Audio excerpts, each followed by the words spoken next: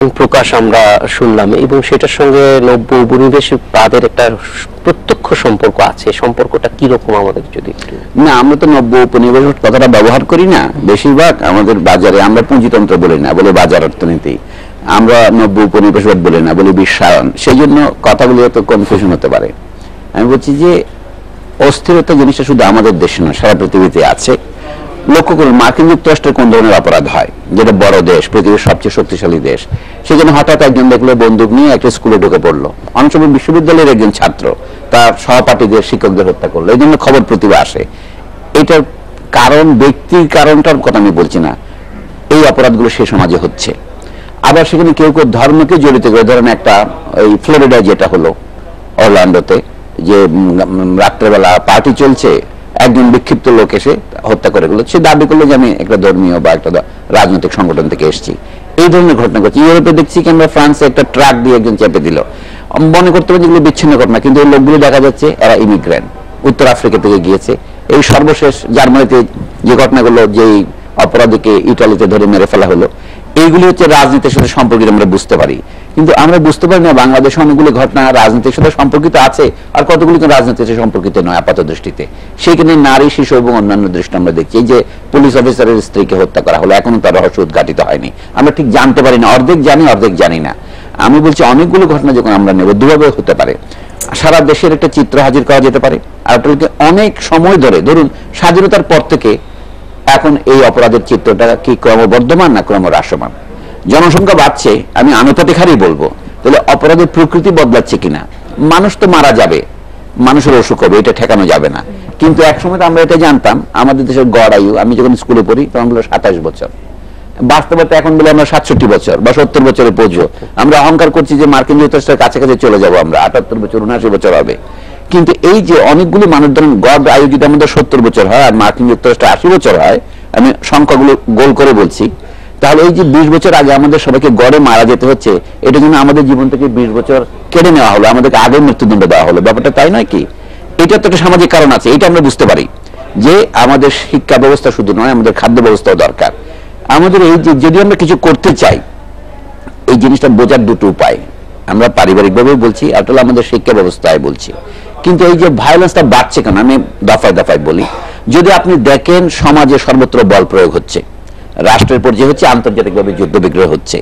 মুক্তিযুদ্ধের পর আমরা প্রায় বলি আমাদের অস্ত্রের সাথে, আগ্নেয়াস্ত্রের সাথে পরিচয়টা বেড়ে গেছে। আগে পাকিস্তানের আমলে হকি স্টিক দিয়ে মারামারি করতো বিশ্ববিদ্যালয়ের ছাত্ররা, এখন তো ন্যূনতম পক্ষে কাটা রাইফেল আর ব্যবহার করে না, AK-47 এর চেয়ে নিচের অস্ত্র ব্যবহার করে না, হয়তো কেউ কেউ সাবমেশিন গান নিয়ে আসে। তাহলে এই যে অস্ত্রের ব্যবহার, এটা আমরা দেখেছি পৃথিবীতে হচ্ছে, এখানেও হচ্ছে। আরেকটা হচ্ছে, অনেকে বলে কি এটা স্বতঃস্ফূর্ত ভাবে হয়, যে আমি রেগে গিয়েছি, একজন ছুরি নিয়ে বন্ধুকে মারতে যায়। এই স্বতঃস্ফূর্ততার কোনো ব্যাখ্যা নেই।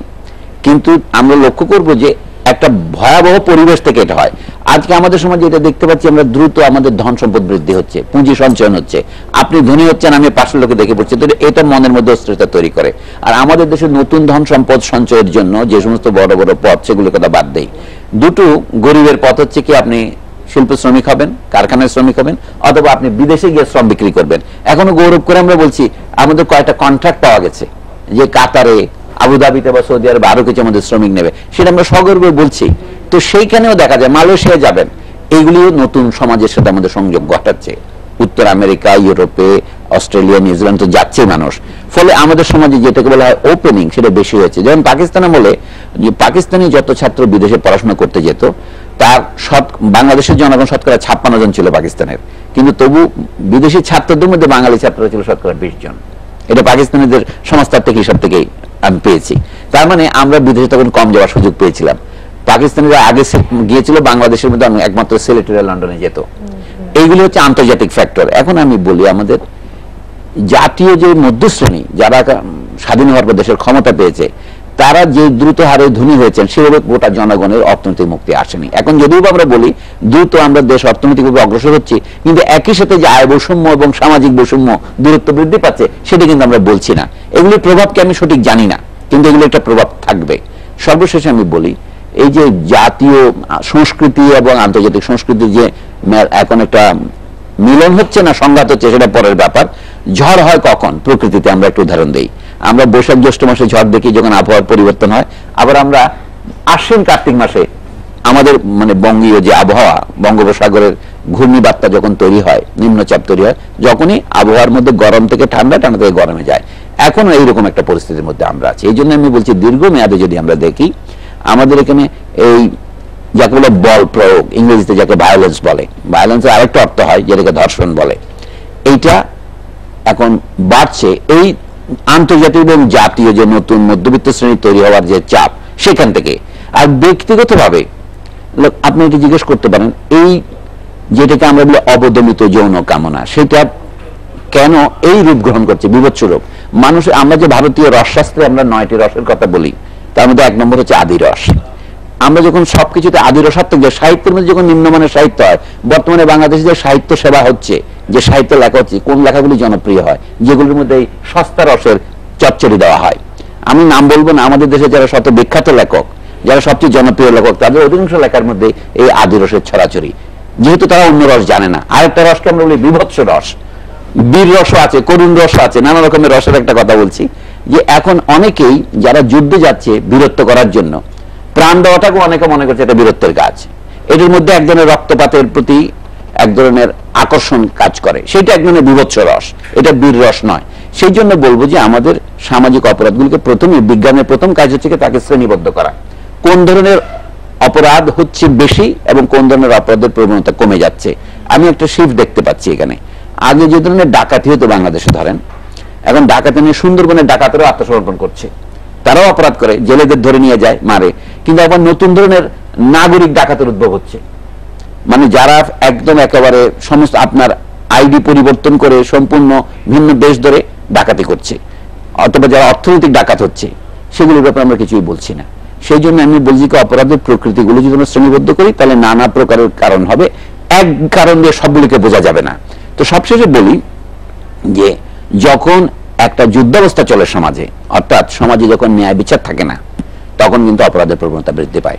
আমাদের প্রধান বিচারপতি মহোদয় সুরেন্দ্র কুমার সিনহা সেদিন বললেন, যদি মামলা জট যদি এরকম না খোলে, অর্থাৎ সমাজে যদি ন্যায় বিচার দুষ্প্রাপ্য, দুর্লভ অথবা বিলম্বিত হয়, তখন কিন্তু এই অপরাধের প্রবণতা বৃদ্ধি পেতে পারে। আমি মনে করি ইনি সঠিক কথাই বলেছেন সেটা অভিজ্ঞতার উপর ভিত্তি করেই।